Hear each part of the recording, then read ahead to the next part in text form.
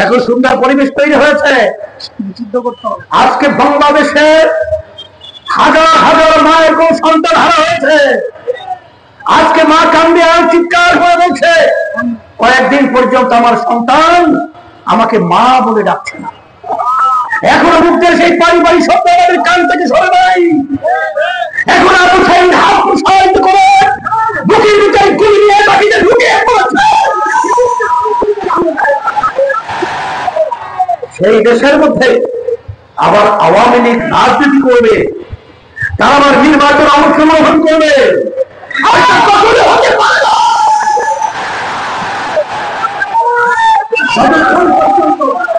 তাদের বিচার না হবে, খুনিদের এই বিচার বাংলার জমিনে আমরা দেখব।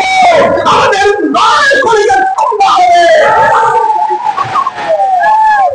কিন্তু দুঃখের মধ্যে বলতে হয়, আজকে ছাত্র জনতা এই বিএনপি যারা নাকি অপরাধী তাদের বিচার এবং এই দলটা যে অন্যায় করেছে, 3 বার জাতীয় নির্বাচনে আমাদের বাংলাদেশের মানুষকে ভোট দিতে দেয় নাই। দিনের ভোট রাতে বাক্স ভরে আমাদেরকে উপহাস করেছে, আমাদের তামতা করেছে। এখন এই আওয়ামী লীগ আবার বাংলাদেশে রাজনীতি করবে? হাজার হাজার মায়ের কোন খালি সন্তান কেন? আজকে হাজার হাজার মানুষ কেন বন্ধ হলো? আজকে আবার ভাইদের চক্ষু কেন গেল? এই জন্য আমি বলবো, দুঃখের মধ্যে বলতে হয়, এত খুব এত কিছু করার পরেও একবার কিন্তু একটু অনুতপ্ত হয় নাই, একটু তারা ভুল স্বীকারও করে নাই, একবার দুঃখ প্রকাশও করে নাই। আবার তারা বাংলাদেশের ভিতরে আসবে আর আমাদেরকে ধরে ধরে জবাই দেবে, আর তার পক্ষে তারা থাকবে। এটা বাংলাদেশে ছাত্র জনতা কোন মানুষ এটাকে কখনো বাস্তবায়ন হতে দেবে না।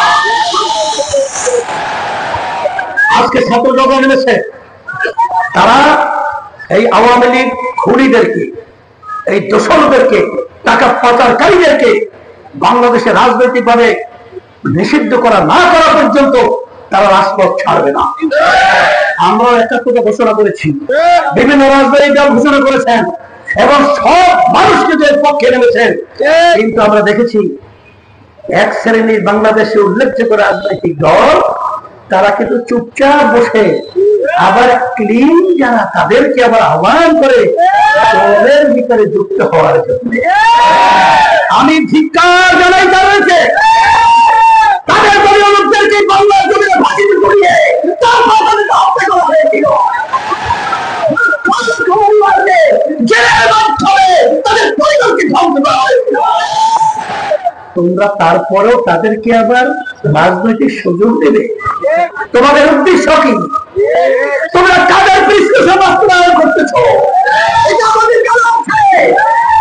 এই বাংলাদেশের মধ্যে দোষীদের বিচার হবে, খুনিদের বিচার হবে, এরপরে জাতীয় নির্বাচন হবে। এরপরে পরিষ্কার ভাবে বলছি,